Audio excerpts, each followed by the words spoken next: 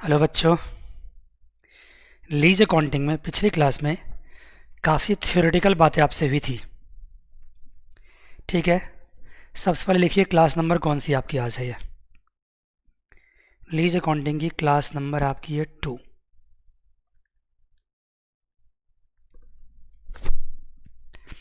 हम लोग कर रहे थे accounting treatment in the case of financing lease.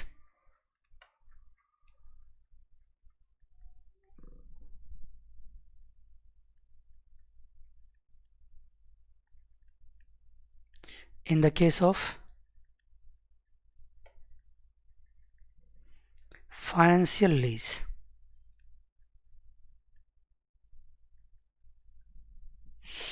और किस पार्टी में कर रहे थे हम, किसके बुक में कर रहे थे?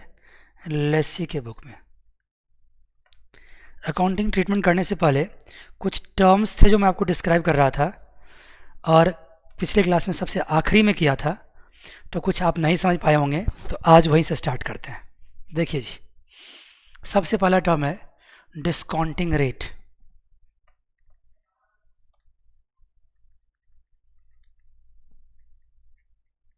डिस्काउंटिंग रेट तो समझ गए आप, फिर से समझ लीजिए एक बार। मैंने कहा था अगर आपको फ्यूचर वैल्यू निकालना है और प्रेजेंट वैल्यू दे रखा है 1 plus R to power N, तो यहाँ पे आर क्या होता है? ये होता है कंपाउंडिंग रेट। याद है, कहा था ये जो फ्यूचर वैल्यू होता है इसको कंपाउंडिंग वैल्यू बोलते हैं। अगर इसी केस में अगर मुझे प्रेजेंट वैल्यू निकालना हो तो क्या करेंगे? Future value divide by 1 plus R the power N. यहाँ पे ये आर क्या हो जाएगा? यहाँ पे यह आर कहलाएगा डिस्काउंटिंग रेट।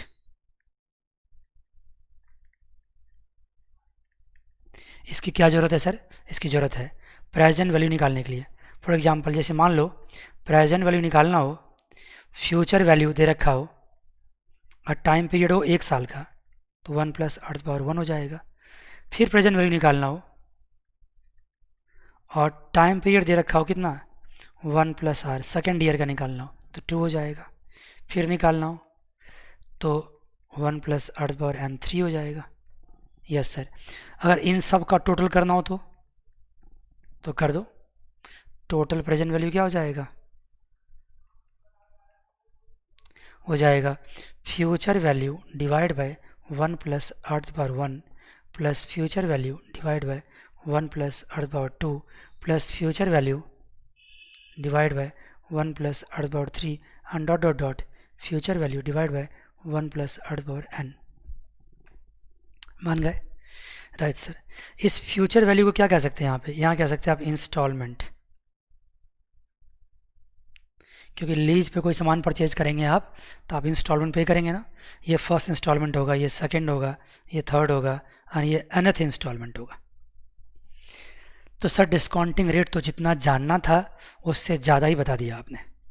डिस्काउंटिंग रेट की ज़रूरत क्यों पड़ती है? To find out the present value. आइए सर, अब आती है लीज। बीच में कहा था मिनिमम लीज पेमेंट्स, दूसरा टर्म्स है मिनिमम लीज पेमेंट्स, जिसको क्या बोलते हैं? एमएलपी। अब ये बताओ लेसी के पॉइंट व्यू से सोचो, तो लेसी लेसर को क्या पे करता है? क्या पे करता है सर?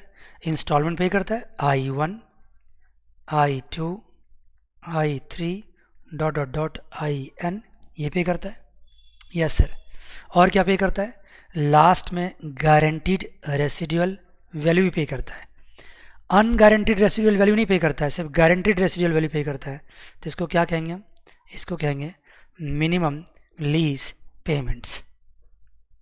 और ये जो I1 I2 है इसको क्या बोल सकते हैं? I1 I2 I3, इसको बोलते हैं लीज रेंटल।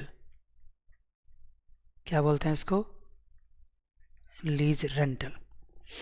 एक टर्म यहाँ पे भी दे रखा है आपको लीज रेंटल, इसलिए मैंने आपको बता दिया। मतलब एनुअल पेमेंट्स। लीज रेंटल मतलब क्या हुआ? एनुअल पेमेंट्स जो भी आप करते हैं on account of rent, annual payments. उसके बाद बच्चे बात आती है लीज पीरियड। एक टर्म और दे रखा है, आप समझते हैं लीज पीरियड, जैसे मैंने कल एग्जांपल दिया था 10 ईयर्स का या 15 ईयर्स का, what ever, I don't know exactly, I had given the example of 10 years but might be anything else, this is called lease period. उसके बाद guaranteed residual value. Guaranteed residual value कल बताया था मैंने आपको,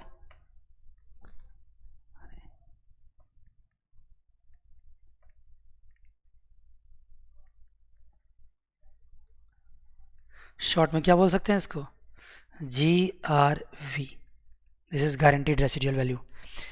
लास्ट में जो रेसिडुअल वैल्यू बचता है उसमें से कुछ गारंटी लेसी ले लेता है, उसको गारंटीड रेसिडुअल वैल्यू कहते हैं। और जो लेसी गारंटी नहीं लेता वो क्या कहलाएगा, unguaranteed, unguaranteed residual value, that is UGRV, unguaranteed residual value. Yes sir, एक टर्म और था, पिछली क्लास में बात हो गई थी इसके बारे में, एक टर्म और था, fair value at the beginning of the lease.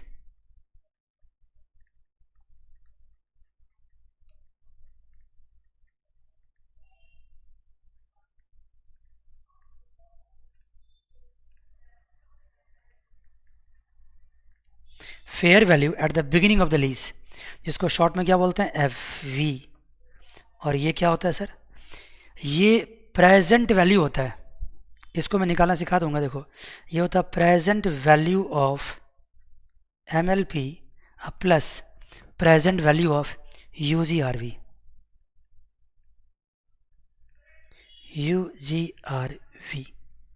इसको और थोड़ा सा ओपन करते हैं, ये क्या होगा, प्रेजेंट वैल्यू ऑफ रेंटल्स मतलब annual payments plus present value of GRV plus present value of UGRV। देखो ना, फेयर वैल्यू मतलब लीज की फेयर वैल्यू कितनी है भाई, जो भी पेमेंट आप कर रहे हैं और साथ साथ जो पेमेंट आप नहीं कर रहे हैं, अगर लीज की बात आएगी तो लीज में दोनों इंक्लूड होगा। आप क्या पेमेंट कर रहे हैं, आप पेमेंट कर रहे हैं एनुअल पेमेंट्स, आप पेमेंट कर रहे हैं GRV, आप मतलब लेसी। आप क्या पेमेंट नहीं कर रहे हैं, UGRV पेमेंट नहीं कर रहे हैं। नहीं कर रहे हैं तो क्या हुआ, जो लीज की वैल्यू है उसमें तो सब कुछ इंक्लूड होगा। तो फेयर वैल्यू में क्या क्या इंक्लूड हुआ, annual payments, GRV and UGRV। लेकिन उन सब की कौन सी वैल्यू, उन सब की प्रेजेंट वैल्यू, उन सब की प्रेजेंट वैल्यू। क्यों सर, क्योंकि पेमेंट आप कब करोगे, आने वाले वक्त में करोगे। मतलब इसको अगर देखा जाए तो आप यहाँ पेमेंट करते हैं, यहाँ करते हैं, यहाँ करते हैं, यहाँ करते हैं, सो ऑन करते जाते हैं। और यहाँ क्या है, GRV है, यहाँ क्या है, UGRV है, जिस दोनों को मिला के क्या बोलते हैं, रेसिडुअल वैल्यू कहते हैं। तो इसकी प्रेजेंट वैल्यू, इसकी प्रेजेंट वैल्यू, इसकी प्रेजेंट वैल्यू, इसकी प्रेजेंट वैल्यू, इसकी प्रेजेंट वैल्यू, इसकी प्रेजेंट वैल्यू एंड इसकी प्रेजेंट वैल्यू, और उसके बाद GRV की भी प्रेजेंट वैल्यू और UGRV की भी प्रेजेंट वैल्यू, ये सब की प्रेजेंट वैल्यू, ये क्या कहलाएगा, ये कहलाएगा fair value of the lease.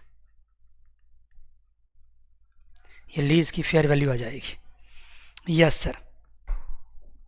अब बात आती है प्रेजेंट वैल्यू निकलेगा कैसे, कैसे निकलेगा, प्रेजेंट वैल्यू ऑफ MLP कैसे निकलेगा। कोई बात नहीं, सिखा चुका हूँ आपको। जो पहला इंस्टॉलमेंट पे करोगे I1 divide by 1 plus r⁻1, दूसरा instalment I2 1 plus r⁻2, so on IN 1 plus r⁻n। अब प्लस आप GRV पे करोगे, GRV divide by 1 plus r⁻n। GRV में n क्यों लगेगा, क्योंकि रेसिडुअल वैल्यू कब निकलेगा, nth पीरियड पे निकलेगा। मेरे एग्जाम्पल के हिसाब से 10th ईयर था ना, तो 10th ईयर पे निकलेगा रेसिडुअल वैल्यू, 10th ईयर पे निकलेगा। लेकिन मैं यहाँ निकालता हूँ क्या, प्रेजेंट वैल्यू ऑफ UGRV, ये क्या होगा, UGRV plus 1 plus R to the power N. यहाँ पे भी एन होगा। क्यों यहाँ एन होगा? क्योंकि जी आर बी और यू जी आर बी कब निकाली जाती है? आखिरी में। आप देखो ना, आपके पास मैंने पिछली क्लास में कहा था ना, मैं दिखा देता हूँ आपको, कहीं ना कहीं लिख रखा होगा मैंने। देखो ना, मैंने आपको बताया था कि ये आपका देखो कि आपने ये देखो यहाँ पे देखो रेसिडुअल वैल्यू, आपने 10 लाख के बदले में सारी पेमेंट करी थी और आपसे मिस्टर बी ने क्या पूछा था कि मेरे पास जो ये वैल्यू 2 लाख की बाद में बच जाएगी उसका क्या होगा? तो आपने क्या जवाब दिया था कि 1.5 लाख की गारंटी मैं लेता हूँ। तो ये क्या हुआ था? जी आर बी। और 50,000 की गारंटी मैं नहीं ले सकता हूँ, तो ये क्या हो गया? U G R B. आपके गारंटी नहीं लेने से इसका मतलब ये नहीं हुआ कि ये वैल्यू नहीं है, ये वैल्यू है, बस अंतर ये है कि आपने गारंटी नहीं ली है। लेकिन ये दोनों वैल्यू कब की है? ये eight the end of the period.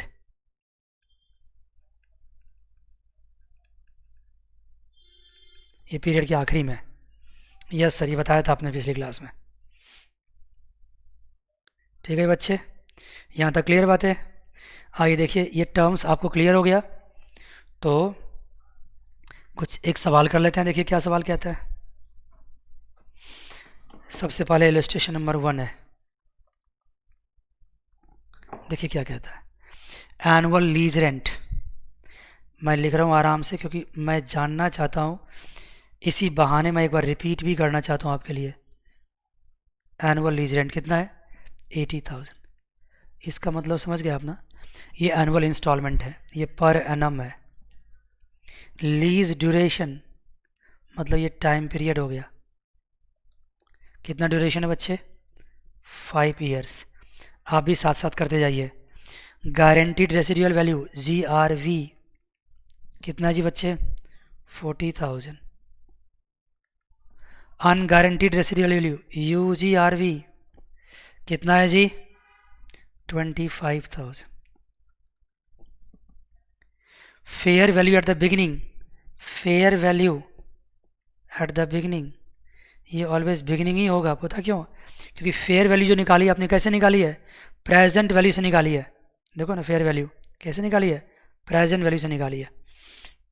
तो of course fair value in the beginning कितनी है? 3,20,000। Yes sir. उसके बाद interest rate implicit,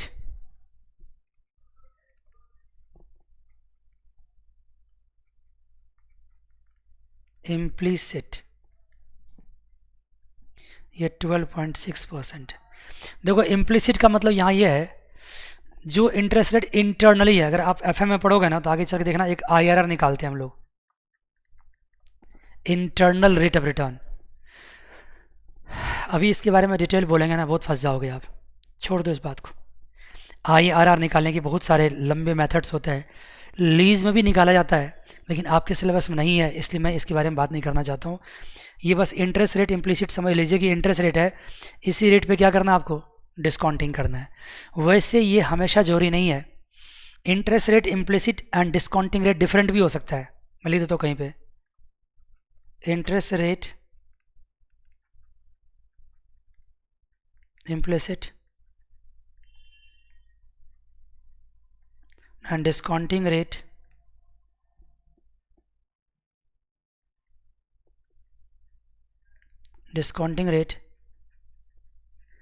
may be different। लेकिन अगर इंटरेस्ट रेट इम्प्लिसिट और डिस्काउंटिंग रेट अलग अलग नहीं है तो हम जो प्रेजेंट वैल्यू निकालेंगे वो इंटरेस्ट रेट इम्प्लिसिट से ही निकाल देंगे, क्योंकि प्रेजेंट वैल्यू निकालने के लिए मुझे रेट तो चाहिए, इंटरेस्ट तो चाहिए। और इंटरेस्ट क्यों क्या कहते हैं हम? Discounting rate.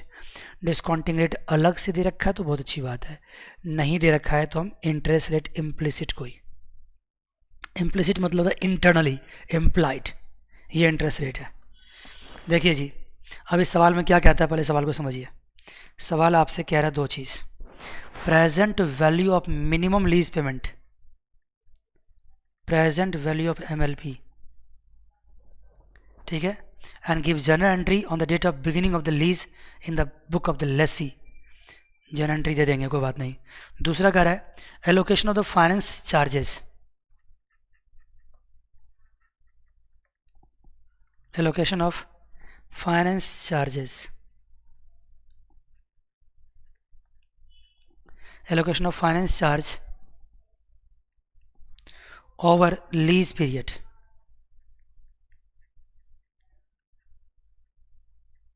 Lease period assuming zero residual value, assuming what, assuming residual value क्या, जीरो, ये मानकर चलो assuming zero residual value। ठीक है जी। अब देखिए यहाँ पे आपको सवाल में डिस्काउंटिंग रेट दे रखा है, रेट्स, ये डिस्काउंटिंग रेट नहीं है, डिस्काउंटिंग रेट नहीं है, ये डिस्काउंटिंग वैल्यू है।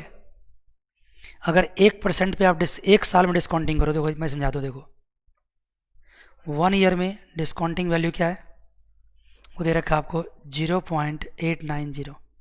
2 ईयर में करोगे तो क्या है, ये मान लो प्रेजेंट वैल्यू यहाँ निकल रहा है, 2 ईयर के लिए दे रखा है आपको 0.790। 3 ईयर के लिए सर क्या दे रखा है, 0.700 एंड सो ऑन। ये है क्या सर, मैं बताऊं क्या चाहिए, सुनो ध्यान से। अगर 1 साल बाद किसी को तुम 1 रुपया पेमेंट करते हो, तो उस 1 रुपया की आज क्या वैल्यू होगी, 1 रुपया की आज क्या वैल्यू होगी, किस रेट से, at the rate of 12.6%। Discounting rate यही मान लिया गया यहाँ पे। किसी को 1 रुपया तुम 1 साल बाद पे करोगे तो उसकी आज वैल्यू क्या होगी, 8.90। किसी को 1 रुपया तुम 2 साल बाद पे करोगे तो उसकी आज वैल्यू क्या होगी, 7.790। किसी को 1 पे करोगे 3 साल बाद तो उसकी आज क्या वैल्यू होगी, 7.700। और ये वैल्यू क्या होती है, रिड्यूस होती चली जाएगी। जितना ज़्यादा टाइम लगेगा उतनी वैल्यू क्या होगी, कम होती जाएगी। अब मुझे ये बताओ कि आप मुझे 1 साल बाद 1 रुपया दोगे, तो मैं आपसे कहूँगा भाई साहब ऐसा करो, आज मुझे तुम 89 पैसा दे दो, उसी में खुश हूँ मैं, क्योंकि जो 1 साल बाद 1 रुपये की वैल्यू होगी ना, वो आज 89 पैसे की वैल्यू होगी। बात समझ गए। आप मुझे 2 साल बाद 1 रुपया दोगे तो मैं तुमसे क्या कहूँगा, भाई मुझे आज 79 पैसा दे दो। ये सब कुछ एफएम में पढ़ाया जाता है, लेकिन मैं अभी आपको उधर नहीं ले जाना चाहता हूँ। ये ऑलरेडी आपको दे रखा होगा, इसके बगैर आप प्रेजेंट वैल्यू नहीं निकाल पाओगे। Yes sir. आइए देखिए जी, सबसे पहला सवाल था, सबसे पहला क्वेश्चन था प्रेजेंट वैल्यू ऑफ MLP। कितना आसान है सर, कितना आसान है।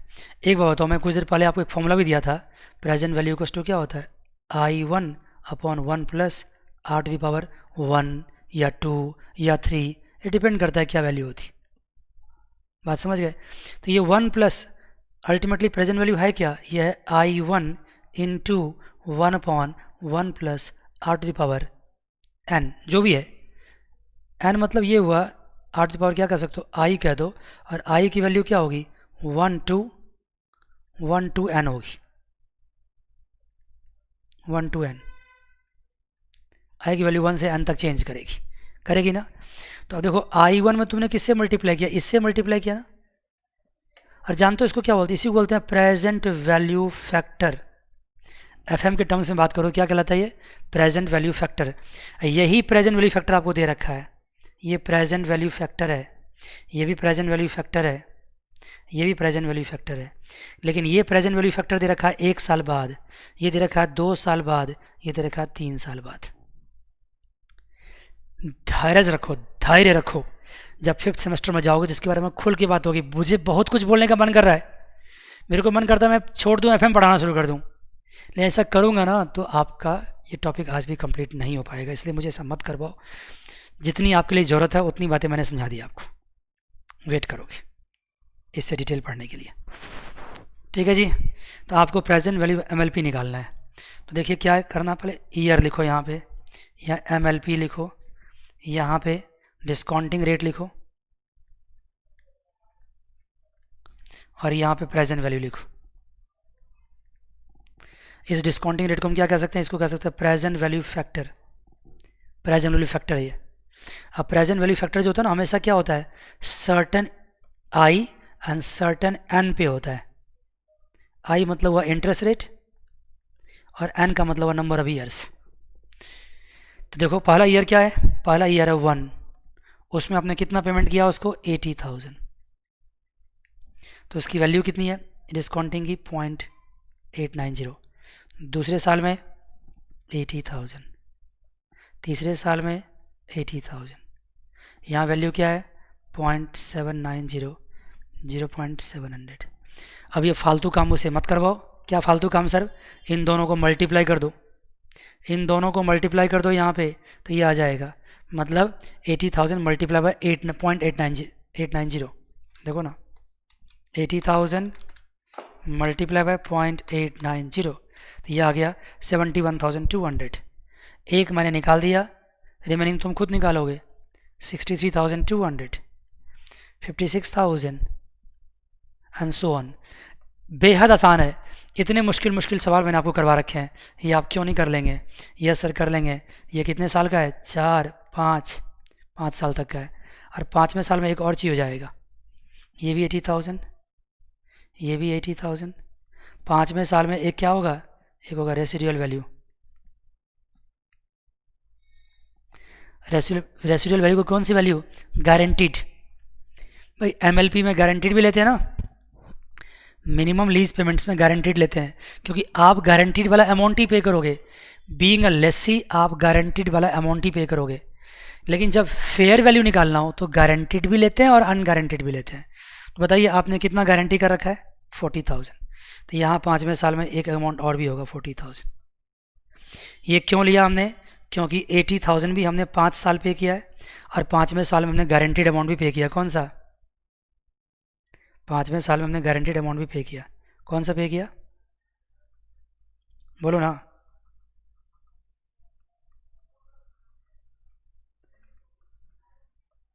हमने जो उसकी फेयर वैल्यू रेसिडुअल वैल्यू बच गई थी ना, उसकी गारंटीड अमाउंट 40,000 हमने पे किया है। लेसी की पॉइंट ऑफ व्यू से बात कर रहे हैं, तो लेसी ने यही सब पे किया है। और उसकी जब इसी को बोलते हैं क्या? MLP, minimum lease period, lease payment. और उसकी प्रेजेंट वैल्यू आपको निकालना है, तो आप मल्टीप्लाई कर दी। यहाँ क्या आ गया? 0.622, यहाँ गया 0.552, यहाँ गया 0.552। 5वां साल ये भी है, 5वां साल ये, तो यहाँ दोनों जगह सेम ही आएगा। इसको मल्टीप्लाई कर देंगे तो क्या आ गया? ये आ गया आपको 49,760, ये आ गया आपको 44,160, और ये आ गया 22,080। इन सबको प्लस कर दीजिए, तो ये आ गया 3,06,400। क्या आया बच्चे? ये आया present value of minimum lease payment, present value of MLP. कितना आसान है बताओ? दे रखा होगा, बड़े मज़े से निकाल सकते हो। यस सर, बेहद आसान है। इसका दूसरा पार्ट क्या था? दूसरा पार्ट क्या था? Fair value. फेयर वैल्यू तो यही रखा आपको ऑलरेडी।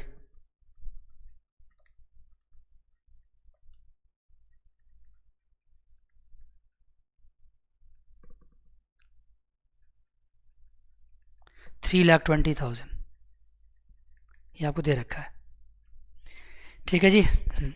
अब लीज की फेयर वैल्यू ये है और लीज का प्रेजेंट वैल्यू ऑफ एमएलपी ये है, तो हम अपने लिए जो एसेट मानेंगे क्या मानेंगे? इन दोनों में से मिनिमम होगा। इसका मतलब है कि एसेट मेरे लिए क्या होगा? इसमें से मिनिमम होगा। देखो एज पर लिख रखा है, आपके बुक में भी देख सकते हैं आप, as per AS19 lease asset. और आप जानते हो ना लीज को एसेट किसके बुक में माना जाता है? लीज एसेट को एसेट माना जाता है लेसी के बुक में, क्योंकि पूरे लाइफ टाइम तक लेसी उसको यूज करेगा। Lease asset should be what? should be recognized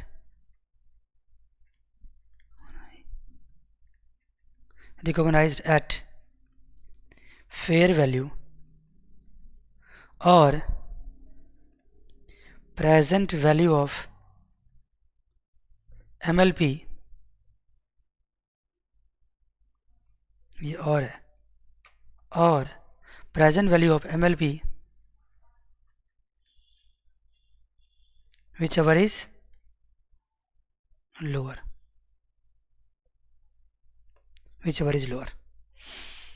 ठीक है जी बच्चे, तो जब एसेट्स की वैल्यू डिसाइड हो गई है तो जर्नल एंट्री पास करने उसने कहा आपको, फर्स्ट क्वेश्चन में कहा जर्नल एंट्री पास करने के लिए, जर्नल एंट्री। तो जर्नल क्या पास कर दोगे? जो एसेट की वैल्यू होगी इसको डेबिट कर दोगे, एसेट्स अकाउंट डेबिट कितने से करोगे?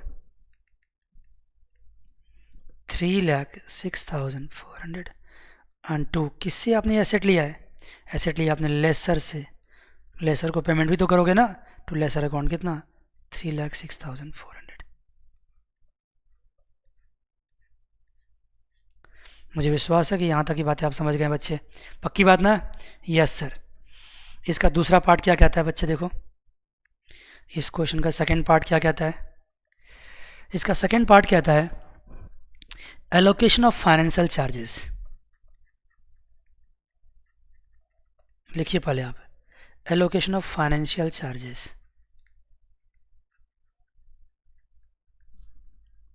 Over lease period. और इसका मतलब समझो क्या होता है? एलोकेशन का मतलब होता है डिस्ट्रीब्यूशन, फाइनेंशियल चार्जेस का मतलब होता है इंटरेस्ट, ओवर द पीरियड मतलब जितना लीज पीरियड है। यहाँ लीज पीरियड कितने साल का है? 5 साल का है। Yes sir. आपने 5 साल में जो इंटरेस्ट पे करी है, 5 साल में जो इंटरेस्ट पे करी है उसको क्या करो? ईयरली बताओ। मतलब साफ सी बात है कि हर साल का इंटरेस्ट अलग अलग बताओ।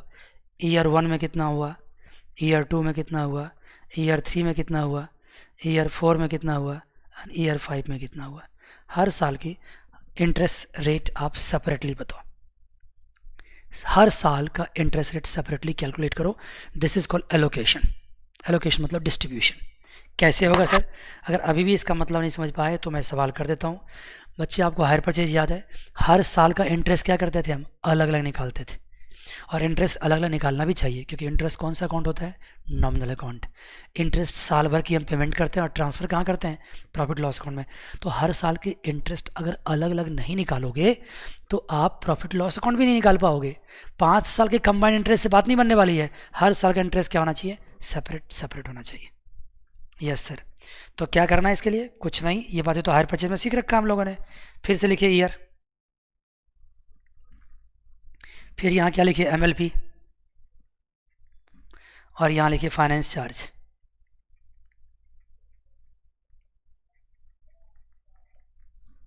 और यहाँ लिखिए प्रिंसिपल, और यहाँ लिखिए प्रिंसिपल ड्यू। और वेट कीजिए मैं क्या कहना चाहता हूँ। ईयर पहला क्या है? सबसे पहले आप लोग एट प्रेजेंट 0 ईयर, 0 ईयर में क्या करते थे हम लोग? याद है? डाउन पेमेंट करते थे।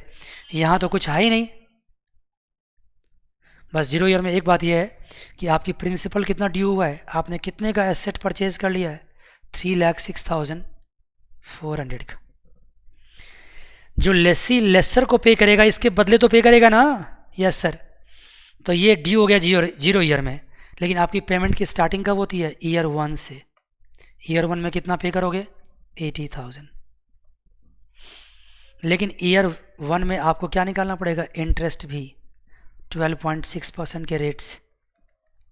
सर इंटरेस्ट कैसे निकालेंगे? भाई जितना तुमने किसी से लोन लिया है उसी पे इंटरेस्ट निकालोगे ना। लोन कितना लिया है आपने लेसर से कितने का एसेट लिया है? सर ये एसेट लिया है, 1 साल यूज़ कर लिया इसको ना। Yes sir. तो 1 साल का इंटरेस्ट निकालो। 3,06,400 मल्टीप्लाई 12.6%, ये हो गया आपको कितना? 38,606।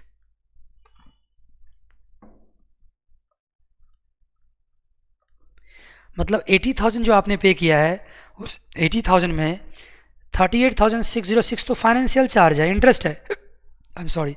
तो आपने प्रिंसिपल कितना पे किया? 41,394। जानते हैं इस बात को आप तो। शुरू में इंटरेस्ट ज़्यादा जाता है, प्रिंसिपल कम जाता है। तो आपका प्रिंसिपल कितना ड्यू बच गया? आप 3,06,000 में से आप माइनस कर दो 41,394, 41,394 तो 2,64,006, 2 लाख, फिर से माइनस करना पड़ेगा क्या? कुछ मिस्टेक हो गया? 3,06,400, 3,06,400 माइनस 41,394, 41,394, 2,65,006, यस सर, 2,65,006,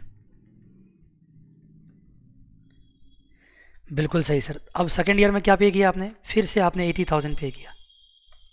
इस बार कितना इंटरेस्ट होगा, जितनी प्रिंसिपल ड्यू बच गया उसका 12.6% मल्टीप्लाई कर दो, मल्टीप्लाई 12.6%, 33,390.7 है तो 33391 कर दो।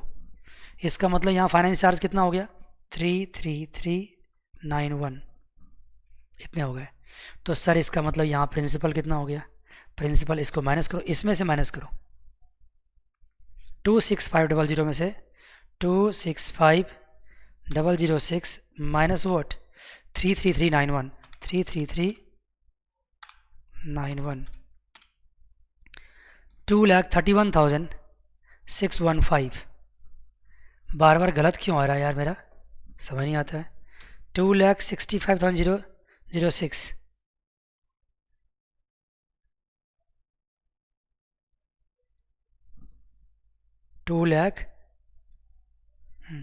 2,65,006 minus finance charge, I am sorry, पहले 80,000 में से फाइनेंस चार्ज तो माइनस करो, 33391, ये आ गया 46,609, ये आ गया 46,609, ठीक है ना, ये आ गया। इसमें से इसको माइनस कर तो ये आ गया प्रिंसिपल। अब इसमें से इसको माइनस कर तो ये ड्यू आ जाएगा, माइनस 265,006, ये आ गया 2,18,397। अब इतना ड्यू बच गया। अब नेक्स्ट ईयर आपने कितना पे किया, फिर से 80,000, फिर उस पर कितना इंटरेस्ट निकालोगे, अब यहीं से देख के लिख लो। 218,397 का 12.6% कितना आया सर, 27,518, कितना बच गया, 52,482। Yes sir. अब कितना बच जाएगा, इसमें से इसको माइनस करो, कितना बचेगा, हाँ ये बचेगा 165,915। Yes sir. अब फिर नेक्स्ट क्या किया, फोर्थ में क्या पे किया, 80,000। अब क्या करें सर, अब फिर निकालो, इसका कितना परसेंट, 12.6%, इसका 12.6% कितना आ जाएगा,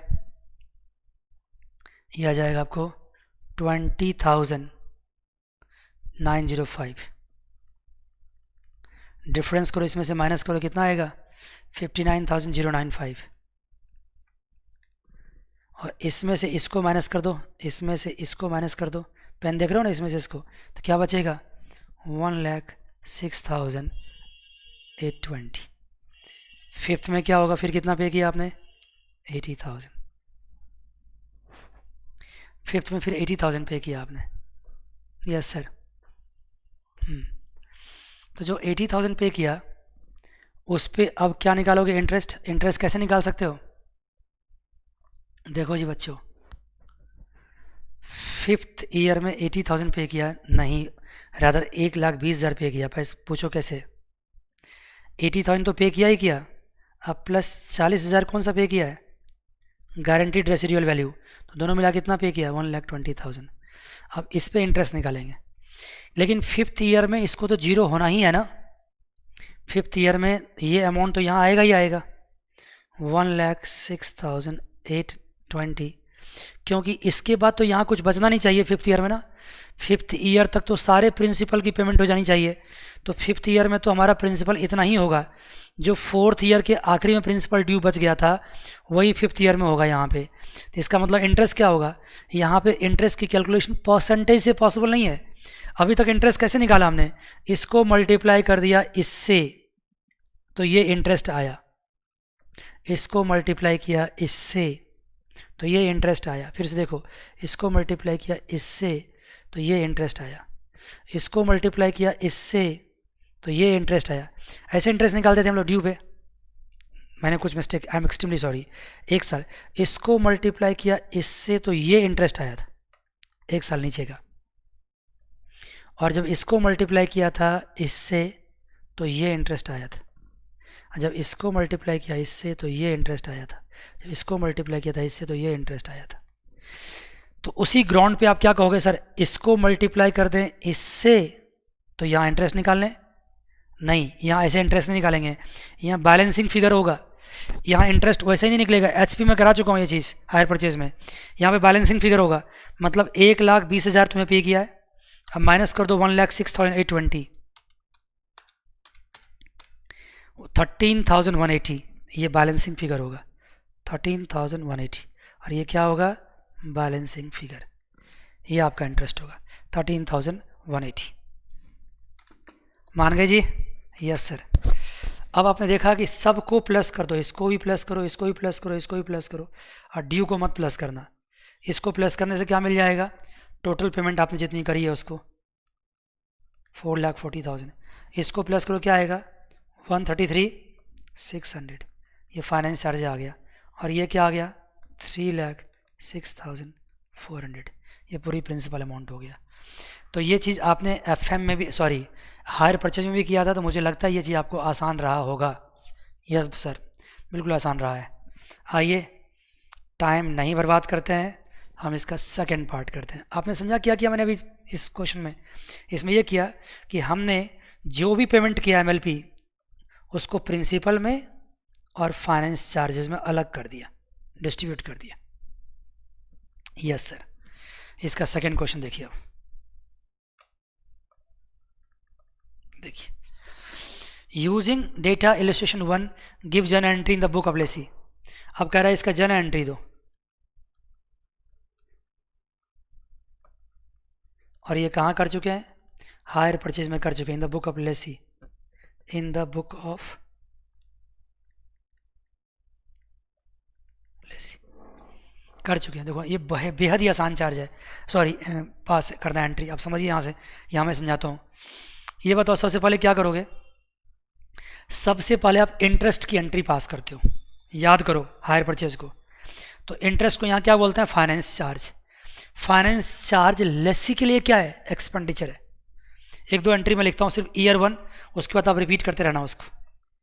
सबसे पहले आप इंटरेस्ट ड्यू करो,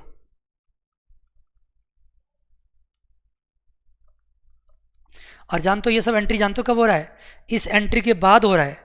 जो ये एंट्री एसेट परचेज करने की हुई है ना, इसके बाद हो रहा है। ये एंट्री कब हुई थी, ये होती 0 ईयर में, और ये एंट्री कब हो रही है, अब ये एंट्री हो रही है ईयर 1 में। ये ईयर 1 में हो रही है, at the end of first year. तो finance charge to what, to lessor account. Finance charge तुम डिस्ट्रीब्यूट कर चुके हो, कितना देखो ना, 38,606, 38,606। Yes sir. नरेशन खुद से लिखना। क्या ये फाइनेंस चार्ज आपने पे कर दिया है? नहीं, आपने बेसिकली इंस्टॉलमेंट पे किया। क्या पे किया, instalment, lessor account debit to bank account. कितना पे किया आपने, 80,000। और ये फाइनेंस चार्ज जो है ये आपका नॉमिनल अकाउंट है, ये अल्टीमेटली कहाँ ट्रांसफर हो जाएगा, profit and loss account debit to finance charge. अगर मैं फाइनेंस चार्ज को इंटरेस्ट बोल दिया तो हो गया ना कंप्लीट ये कहानी। टू फाइनेंस चार्ज अकाउंट कितना अमाउंट होगा, 38,606।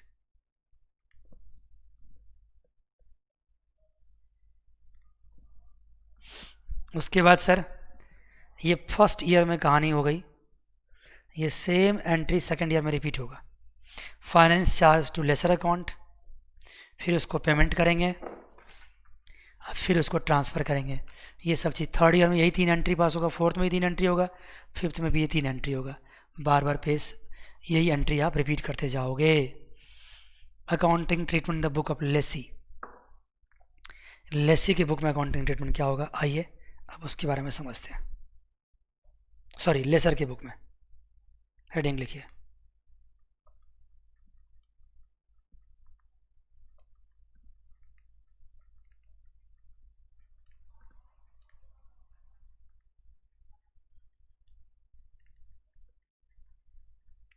देखो जो एंट्री आपने लेसी के बुक में पास किया है वैसा ही एंट्री होगा लेसी की बुक में, लेकिन जस्ट रिवर्स होगा। लेकिन थोड़ा डिफरेंट कॉन्सेप्ट भी होगा, क्योंकि लेसर यहाँ पे कमाता है। लेसर ने जो एसेट परचेज करके लेसी को दिया है, उसके पीछे का उसका इंटेंशन क्या है? कमाने का इंटेंशन है, इस एसेट से कमाने का इंटेंशन है उसका। हायर वेंडर जो कार बेचा था, क्यों बेचा था? हायर परचेज की बात कर रहा हूँ, उसको कमाना था वहाँ पे। मारुति अपनी गाड़ी बेचती है इंस्टॉलमेंट सिस्टम पे, तो क्या मतलब होता है उसका? कमाने का मकसद होता है। तो यहाँ लेसर के पॉइंट ऑफ व्यू से सोचना है। लेसर का पॉइंट ऑफ व्यू मतलब काफ़ी हद तक हायर वेंडर का पॉइंट ऑफ व्यू। देखिए जी, कुछ टर्म्स यहाँ है जिस टर्म्स को आपको सीखना होगा, रिमेनिंग बातें ऑलमोस्ट सेम है। देखिए टर्म्स क्या क्या है। सबसे पहला टर्म इसमें है gross investment in lease.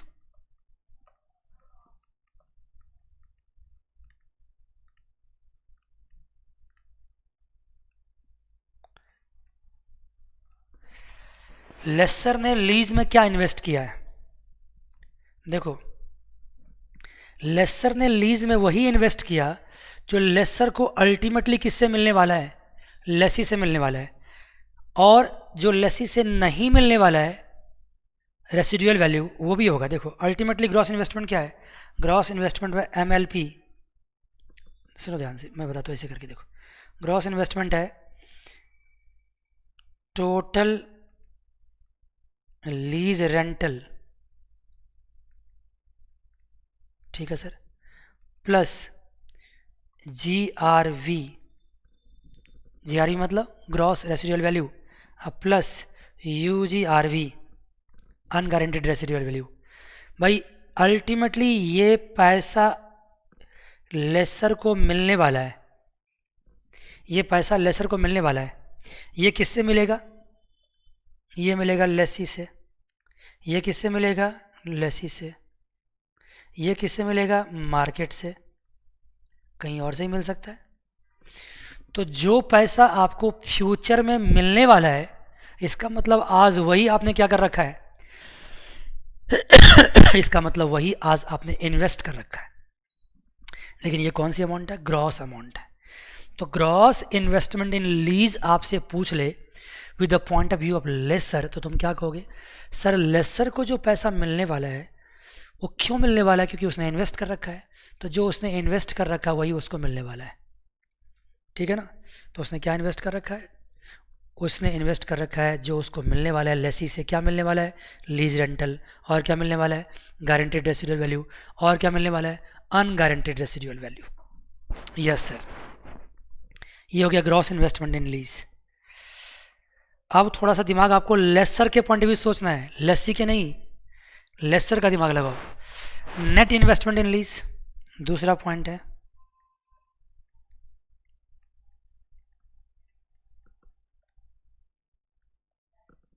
Net investment in lease क्या होगा सर जी? देखो ग्रॉस तो होगा ही ना, gross investment in lease minus unearned finance income, unearned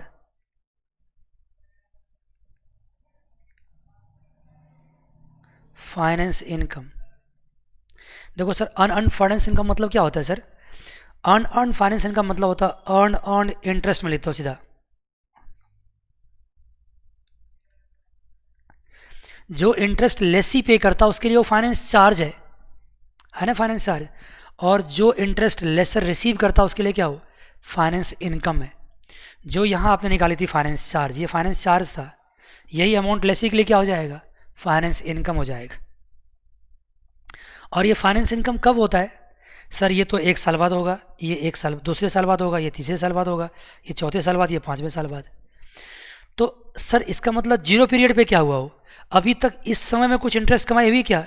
यहाँ पे सर कोई भी इंटरेस्ट की कमाई नहीं हुई है। तो इस पॉइंट ऑफ टाइम पे ये जितने भी इंटरेस्ट है ये क्या कहलाएगा? ये कहलाएगा अनअर्न्ड फाइनेंस इनकम। मान गए जी?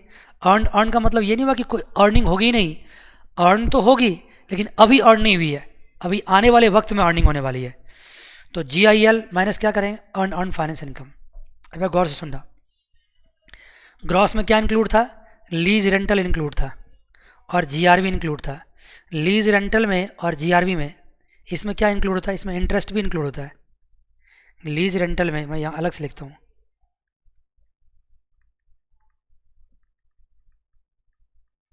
प्लस GRV में से अगर तुम क्या कर दो, उसमें से अगर फाइनेंस चार्ज माइनस कर दो, इसमें इंटरेस्ट भी इंक्लूड होता है, अगर इसमें से इंटरेस्ट माइनस कर दो, लीज रेंटल और GRV में से क्या माइनस कर दो, इंटरेस्ट माइनस कर दो, तो जानते हो क्या हो जाएगा, ये हो जाएगा प्रेजेंट वैल्यू उसकी।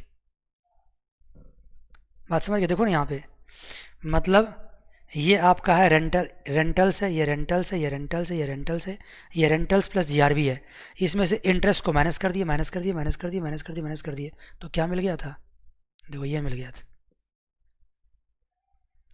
3,06,400 मिल गया था। ये वैल्यू ऑफ लीज थी ना? Yes sir, value of lease थी। बस इसमें एक फ़र्क पड़ा इसमें सिर्फ कि इसमें UGRV भी क्या किया हमने, प्लस कर दिया। क्यों सर?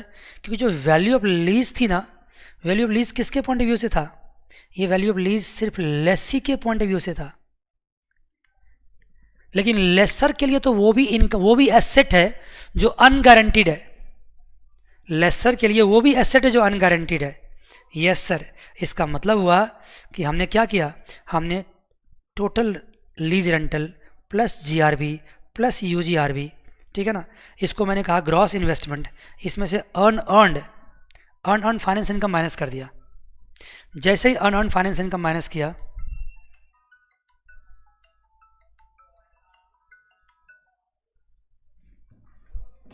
जैसे ही अर्न फाइनेंस इनकम माइनस कर दिया, ये क्या हो गया, ये हो गया अर्न इंटरेस्ट हो गया। इसी को अर्न इंटरेस्ट बोलेंगे, आई एम सॉरी। जैसे अर्न फाइनेंस इनकम माइनस किया इसमें से, तो पता क्या बच गया, एक बार फिर सुनना क्या है, मुझे बताओ कि मैं एक काम कह सकता हूँ क्या, लीज रेंटल्स को क्या बोल सकता हूँ, लीज रेंटल्स ये क्या है, प्लस क्या है, ये GRV है, प्लस क्या है, UGRV है, अब माइनस क्या है, सिंपल देखो अर्न फाइनेंस इनकम है ना। लीज रेंटल में क्या क्या इंक्लूड होता है, लीज रेंटल और GRV में क्या इंक्लूड होता है, इसमें होता है principal plus what, principal plus interest, इसमें प्रिंसिपल प्लस इंटरेस्ट इंक्लूड होता है, principal plus interest,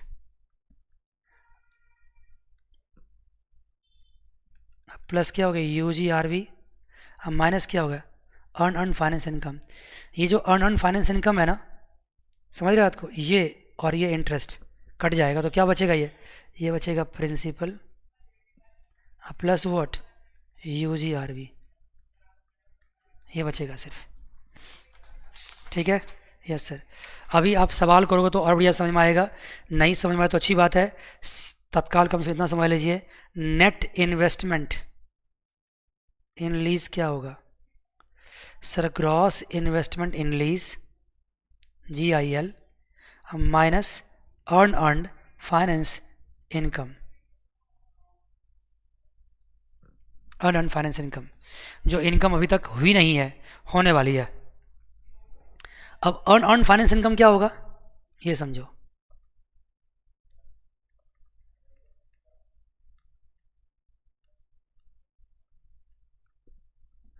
earn finance का मतलब क्या, टोटल इंटरेस्ट, जितना भी इंटरेस्ट होने वाला है, तो क्या होगा सर, वो होगा gross GIL gross investment in lease minus what, minus present value of MLP, present value of MLP plus present value of UGRV, ये हो जाएगा earn finance income, GIL minus present value MLP plus present value of UGRV। देखो ना, ये तो यहाँ से भी समझ में आ जाएगा आपको, ये क्या था, ये इंटरेस्ट जब तक कमाया नहीं गया है तब तक ये क्या है, ये अर्नड है, और ये क्या है, ये है रेंटल्स प्लस, ये क्या है rentals plus GRV, rental plus GRV में अगर UGRV ऐड कर दें, रेंटल्स प्लस GRV में क्या प्लस कर दें, UGRV प्लस कर दें, तो क्या हो जाएगा, ये हो जाएगा gross investment in lease, gross investment in lease हो जाएगा। और ग्रॉस इन्वेस्टमेंट इन लीज से क्या माइनस कर दूं, present value of MLP plus present value of UGRV, तो ये हो जाएगा अर्न फाइनेंस इनकम। भाई ग्रॉस में और प्रेजेंट वैल्यू में डिफरेंस ही किस बात की है, इंटरेस्ट का डिफरेंस है, ग्रॉस में और प्रेजेंट में किस बात की डिफरेंस है? इंटरेस्ट का डिफरेंस है। मैंने कहा ना, ये लाइन है, मान लो ये 80,000 है, इसकी प्रेजेंट वैल्यू यहाँ कुछ और है। तो इस प्रेजेंट वैल्यू में और इस 80,000 में डिफरेंस किस बात का है? डिफरेंस इंटरेस्ट का है। बात समझ गए? इसको मैं यहाँ से हटा रहा हूँ। यस सर, ये हो गया अर्न फाइनेंस इनकम। अब आपको निकालना है फेयर वैल्यू। क्या होगा? Present value of MLP plus present value of UGRV। Present value MLP plus present value of UGRV। ये बात तो पहले भी पढ़ चुके हो आप, देखो ना, ये बात आज की क्लास में शुरुआत में भी समझाया था आपको, फेयर वैल्यू की मतलब। तो present value of MLP plus present value UGRV, present value of annual rentals plus present value of GRV plus present value of UGRV। क्योंकि MLP में ये दोनों इंक्लूड होता है। MLP में एनुअल पेमेंट्स भी इंक्लूड होता है और साथ साथ GRV भी इंक्लूड होता है। आराम से सुनोगे तो ज़रूर बनेगा बच्चे, ज़रूर समझ में आएगा। Yes sir. तो फेयर वैल्यू तो ये हो गया। अब इससे अगर मैं कुछ कंक्लूड करना चाहूँ तो क्या निकलेगा? देखो, अर्नड फाइनेंस इनकम क्या लिख सकते हैं हम? UFI को लिख सकते हैं हम GIL, gross investment in lease minus fair value. क्यों सर? अभी देखो ना, gross investment in lease plus present value MLP plus present value UGRV, इसी को क्या बोलते हैं? इसी को बोलते हैं फेयर वैल्यू। ये फेयर वैल्यू तो है, और क्या है? इसका मतलब UFI इक्वल टू क्या हो जाएगा? Gross investment in lease minus fair value. Yes sir. Net investment in lease क्या होगा?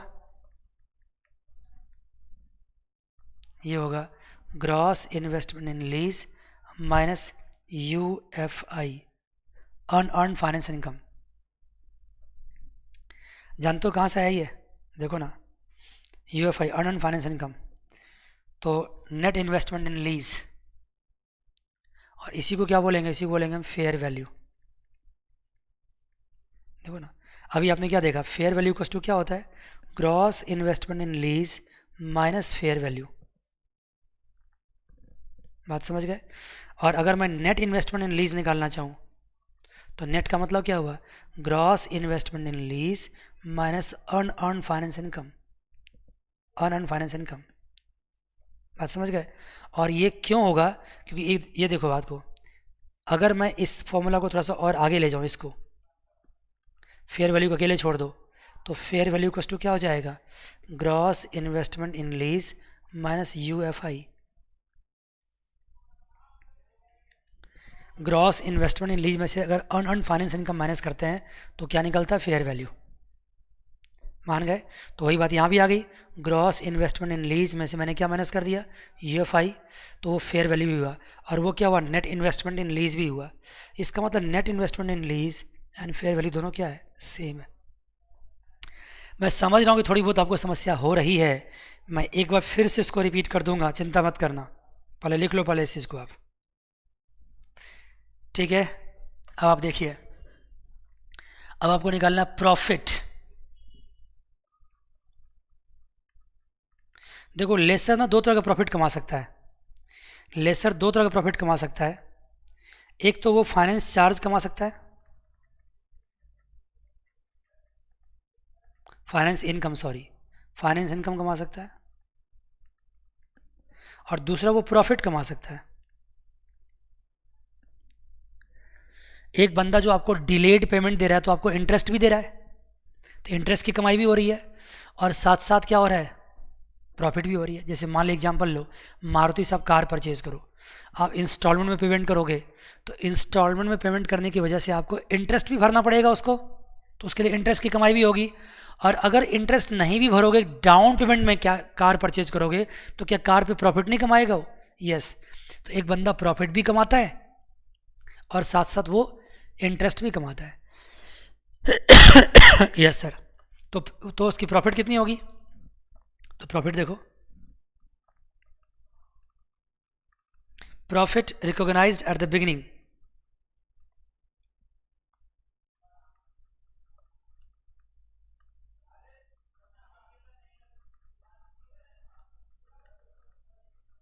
recognized at the beginning of the lease. Profit recognised at the beginning of the lease क्या होगा?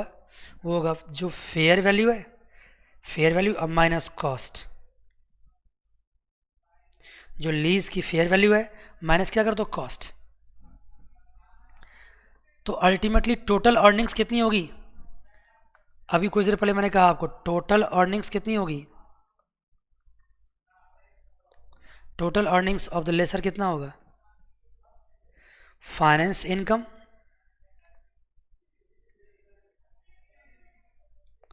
Plus profit, जो finance income कमा रहा हो और जो profit, total income of the lessor, finance income plus profit.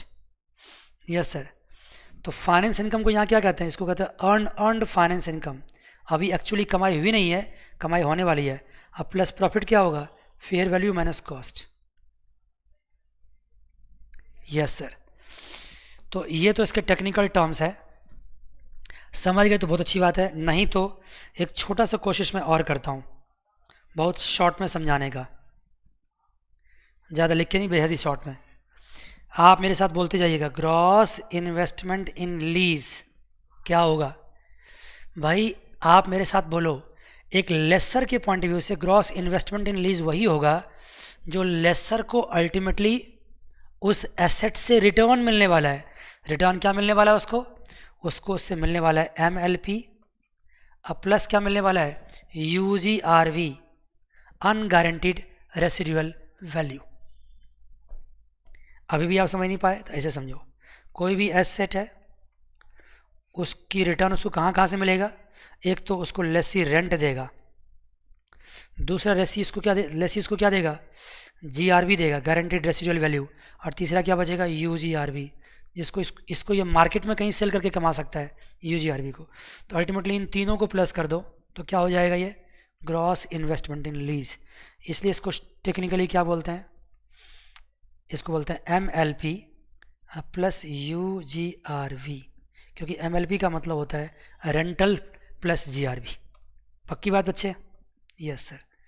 ज़्यादा नहीं बोलेंगे आपको हम। Sir net investment in lease क्या होगा? GIL, gross investment in lease, और उसमें से क्या माइनस कर दो? Interest, earn finance income. Yes sir, जो भी कमाई नहीं गई है। तीसरा सर अर्न फाइनेंस इनकम क्या होगा? भाई जो उसकी ग्रॉस इन्वेस्टमेंट इन लीज है उसमें से प्रेजेंट वैल्यू माइनस कर दो। किसका प्रेजेंट वैल्यू?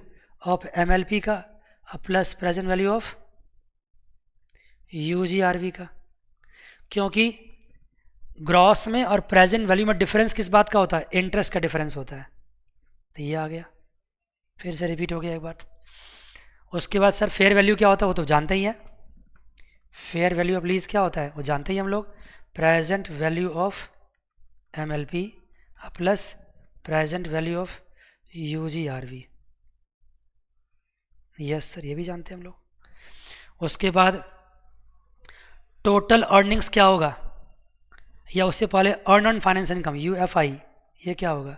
कोई बात नहीं सर, जो ग्रॉस है इन्वेस्टमेंट लीज उसमें से माइनस कर देंगे फेयर वैल्यू, दैट्स इट। और टोटल अर्निंग्स कितनी होगी उसकी? टोटल अर्निंग्स कितनी होगी?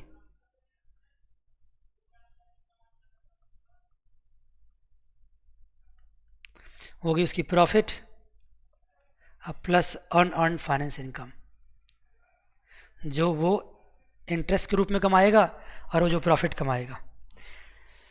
समझ गए? अब तो विश्वास कर सकते हैं समझ गए। अभी भी नहीं समझे तो एक सवाल करते हैं, तो उसके बेसिस पे आप ज़्यादा अच्छे से समझ सकते हैं। एक सवाल कर देते हैं तो आप और बढ़िया से समझ सकते हैं। देखिए जी, सवाल क्या है?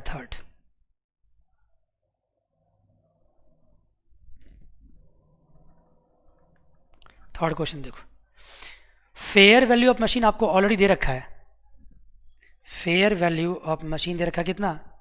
30 lakhs। इसको आराम से करो।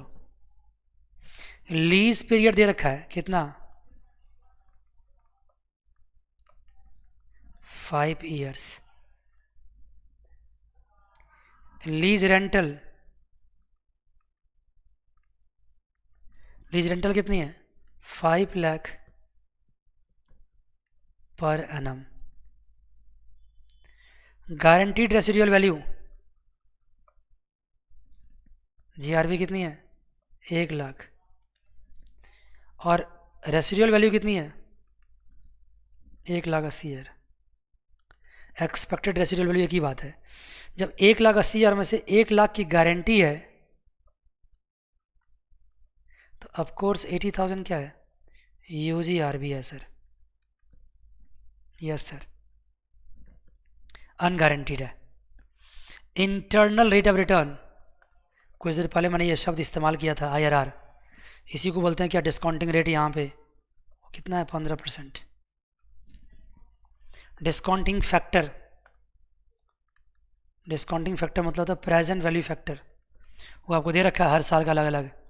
Ascertain the gross investment in lease, देखो कितना आसान चीज़। अगर ये कहेगा ग्रॉस इन्वेस्टमेंट इन लीज निकालो तो बड़े मज़े से निकाल सकते हैं सर। कैसे, एमएलपी प्लस यूजीआरबी।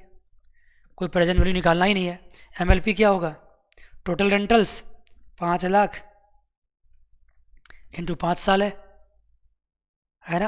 अब प्लस 5 साल है। जीआरबी कितना है, जीआरबी है 1 लाख। यूजीआरबी कितना है, 80,000। कितना हो गया, 26,80,000।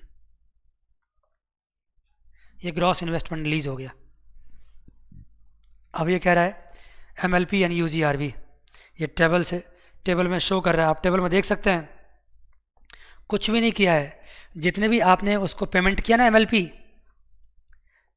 पे किया। देखो आप भी अपनी बुक में देखो, खासकर ईयर 1 में कितना आपको रिसीव हुआ है, 5 लाख। रिसीव के पॉइंट ऑफ व्यू से देखना, ईयर 2 में क्या रिसीव हुआ, 5 लाख। 3 में 5 लाख, 4 में 5 lakh and so on. 5th में क्या रिसीव हुआ, 1 लाख। 5th में 2 बार रिसीव हुआ, एक तो इंस्टॉलमेंट रिसीव हुआ 5 लाख की, और दूसरी गारंटीड रेसिडुअल वैल्यू रिसीव हुआ 1 लाख की। और 5th में अनगारंटीड भी लेंगे, क्योंकि आपको लेसर के पॉइंट से समझना है। डिस्काउंटिंग रेट ये दे रखा है आपको, इससे मल्टीप्लाई कर दो तो इससे क्या निकल जाएगा, प्रेजेंट वैल्यू। अब देखो ये जो आपका आया है एमएलपी इंक्लूडिंग यूजीआरबी, ये 26,80,000 क्या आया, ग्रॉस आया है। और ये 17,65,000 क्या आया है, ये प्रेजेंट वैल्यू अब आया किसका, उसी का प्रेजेंट वैल्यू आया है। जो ग्रॉस है उसी का प्रेजेंट वैल्यू है। दोनों का डिफरेंस किस बात का है, इंटरेस्ट का है। इस इंटरेस्ट को क्या बोलेंगे, earn finance income. Unearned finance income. अभी अनअर्नड क्यों बोलेंगे इसको, ये अनअर्नड इसलिए कहलाता है क्योंकि अभी धीरे धीरे करके एक एक साल में इसकी क्या होने वाली है, अर्निंग होने वाली है। सर जब आप इसको लिख के समझा रहे थे थ्योरेटिकली तो मुश्किल हो रहा था, लेकिन जब सवाल से समझाना तो बेहद ही आसान हो गया। हो गया पक्की बात। यस, क्या करना है आपको, सारे ईयर्स के इंस्टॉलमेंट्स, सारे लास्ट के जीआरबी, लास्ट के यूजीआरबी, उसकी निकाल देनी है प्रेजेंट वैल्यू, उसको प्लस कर देना है। और जो एमएलपी और यूजीआरबी और प्रेजेंट वैल्यू का डिफरेंस होगा वही कहलाएगा अनअर्न्ड फाइनेंस इनकम। यस बच्चों। अब इसमें अगला आता है आपका ऑपरेटिंग लीज। ऑपरेटिंग लीज आता है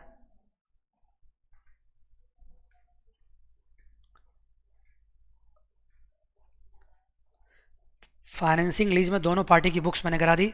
अब बात आती है ऑपरेटिंग लीज की।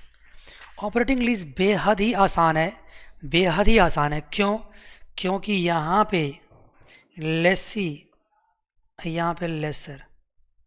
लेसी के लिए जो रेंटल होता है वो क्या होता है, एक्सपेंडिचर होता है। और लेसर के लिए रेंटल क्या होता है, इनकम होता है। जो भी डेप्रिसिएशन लगाएगा वो कौन लगाएगा, रेंट ये लगाएगा। जो भी रिस्क होगा कौन बियर करेगा, लेसर बियर करेगा। लेसी को सिर्फ अपने रेंट से मतलब और किसी से मतलब, सॉरी, लेसी को सिर्फ अपने इंस्टॉलमेंट रेंटल पे करने से मतलब, इंस्टॉलमेंट नहीं रेंटल्स। आइए सवाल के साथ समझाते हैं आपको। इस केस में लेसी जो भी रेंट पे कर देगा वो उसको एक्सपेंडिचर मानेगा।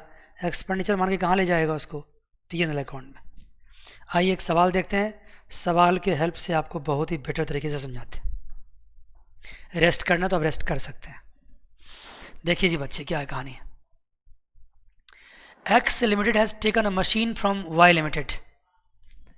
एक्स लिमिटेड ने वाई से मशीन लिया, तो एक्स क्या होगा यहाँ पे, लेसी, वाई क्या होगा यहाँ पे, लेसर।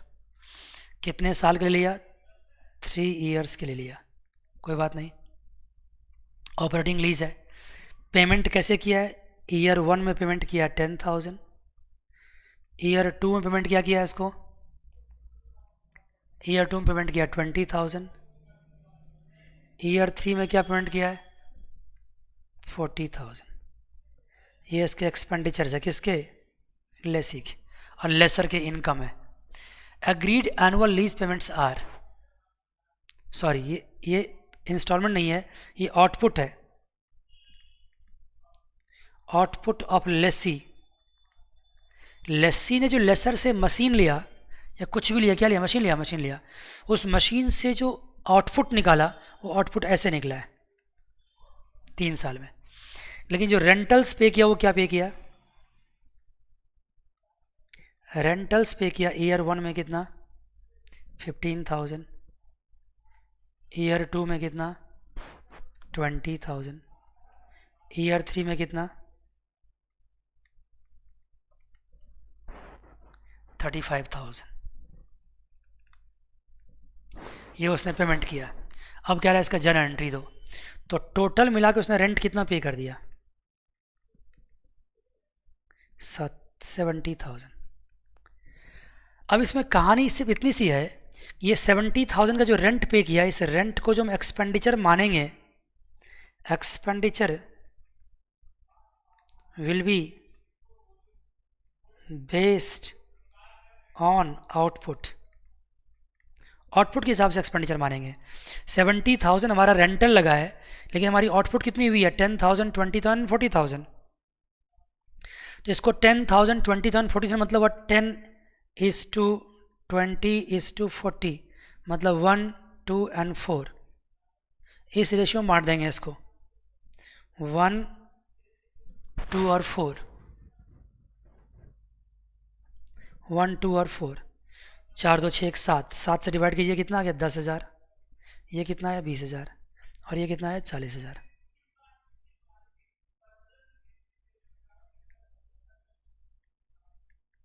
मतलब मेरा एक्सपेंडिचर एक साल में क्या माना जाएगा 10,000, दूसरे साल में क्या माना जाएगा 20,000, तीसरे साल में क्या माना जाएगा 40,000। लेकिन सर हमने पेमेंट तो ये किया है 15,000 पेमेंट किया है, यही तो खास बात है। फर्स्ट ईयर में आपने कितनी पेमेंट कर दी है 15,000, तो फर्स्ट ईयर में ईयर 1 में एक्सपेंडिचर कितनी है, एक्सपेंडिचर 10,000 है, लेकिन आपने कितनी पेमेंट कर दी 15,000। तो 5,000 रुपये जो एक्सेस पे की है ना, इस 5,000 को कहा जाता है लीज इक्वलाइजेशन अकाउंट में ट्रांसफ़र कर देंगे। कहाँ ट्रांसफ़र कर देंगे इसको, लीज इक्वलाइजेशन अकाउंट में। अभी वेट करना, अभी बताता हूँ। ईयर 2 में आपका कितना बनता था, आपने पेमेंट किया 20,000, आपका बनता भी था 20,000, मतलब ईयर 2 में नील है, मतलब आपने जितना बनता था उतना ही पेमेंट किया। ईयर 3 में आपका बनता था 40,000, आपने पेमेंट किया 35,000। उल्टा बोल रहा हूँ मैं, आपने पेमेंट किया है कितना 35,000, आपका बनता कितना था 40,000, इसका मतलब -5,000। साफ मतलब है कि ईयर 3 की पेमेंट हमने कहाँ कर दी थी, ईयर 1 में। ईयर 3 की पेमेंट हमने कहाँ कर दी थी, ईयर 1 में। तो ईयर 1 से निकाल करके उसको ईयर 3 में क्या करेंगे, एडजस्ट करेंगे। ऐसे समझ में नहीं आएगा, इसका जर्नल एंट्री करेंगे तो समझ में आएगा। पहली बात समझ आ गई, चलिए पहले रिपीट कर लीजिए यहाँ तक। ये क्या बच्चे, ये इसके आउटपुट्स है जो आपने लीज पे एसेट परचेज किया, उस एसेट को आपने इस्तेमाल किया तो उससे आपको ये सारे आउटपुट आए।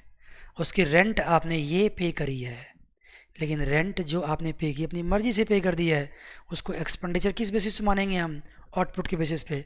उस हिसाब से एक्सपेंडिचर ये हो रहा है, तो एक्सपेंडिचर किसी साल ज़्यादा हो जा रहा है और किसी साल क्या हो रहा है, कम हो जा रहा है। इसका हिसाब किताब अकाउंटिंग के तरीके से होगा। क्या होगा सर, देखिए ईयर 1 में क्या एंट्री पास होगी, लीज रेंट अकाउंट डेबिट,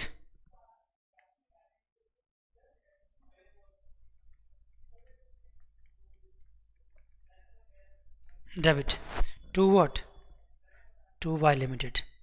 आपको लीज ड्यू करो, कितना कितना आपने उसको पे कर दिया है? 15,000 की। यस सर, लेकिन इसको पेमेंट कर दो यहाँ तो ड्यू किया ना, ये ड्यू है। यहाँ पेमेंट करो, वाई लिमिटेड टू बैंक, कितना पेमेंट कर दो? 15,000 एंड 15,000। लेकिन एक बात है कि आपको इस साल 15,000 पे नहीं करना चाहिए था। आपको कितना पे करना चाहिए था सर? सिर्फ 10,000। तो आपने कितना ज़्यादा पे कर दिया? 5,000। तो क्या करो, उसको इसकी एंट्री पास करो, profit and loss account debit. Profit and loss account में उतना ही ले जाओ जितना एक्सपेंडिचर हुआ है। कितना हुआ है? 10,000। और रिमेनिंग कहाँ ट्रांसफ़र कर दो? Lease equalisation account.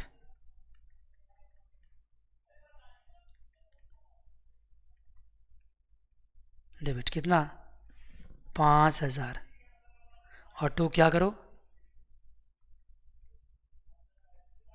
Lease rent account, कितना? 15,000। ये हो गया ईयर 1 में।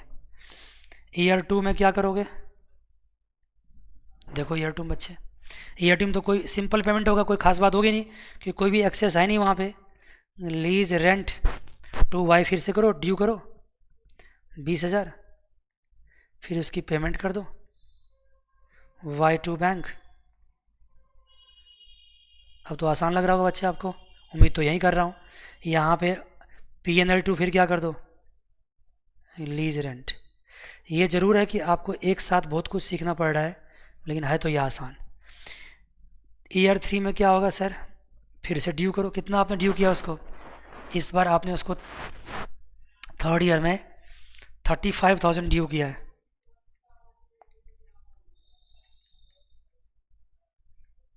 डेबिट टू वाई लिमिटेड, उसकी पेमेंट भी कर दो। Y limited to what? To bank on 35,000। लेकिन अब आप जो P&L में ट्रांसफ़र करो, जो ये लीज इक्वलाइजेशन यहाँ पे डेबिट हुआ था ना, अब यहाँ पे क्रेडिट हो जाएगा। क्योंकि इस साल बना कितना आपका? इस साल तो आपका बना 40,000। तो P&L अकाउंट में डेबिट कितना करोगे? 40,000। लेकिन लीज रेंट हमने कितना पे किया है? सिर्फ 35,000। तो फिर रिमेनिंग अमाउंट कहाँ से लाएंगे? लीज इक्वलाइजेशन अकाउंट जो ईयर 1 का था वो यहाँ पे एडजस्ट कर देंगे। यही कहानी थी। मज़ा आ गया जी बच्चों? पक्की बात? यही चीज़ आपको लेसर के बुक में करना है। तो लेसर के बुक में आप देख लीजिए इसका क्या कहानी है। लेसर को तो एसेट पे डेप्रिसिएशन भी लगाना पड़ेगा, क्योंकि ऑपरेटिंग लीज में लेसर ही क्या होता है? उसका एक्चुअली ऑनर होता है। ऑपरेटिंग लीज में लेसर ही ऑनर होता है। तो कैलकुलेट डेप्रिसिएशन, डेप्रिसिएशन निकालना कौन सी बड़ी बात है आपके लिए? आप depreciation given rate of interest पे क्या करोगे? निकाल लोगे। उसके बाद एंट्री पास कर दोगे इसका। ये मैं आपके भरोसे छोड़ देता हूँ, मुझे लगता है आप कर सकते हैं, क्योंकि मशीनरी परचेज करोगे। तो पहला एंट्री क्या किया उसने?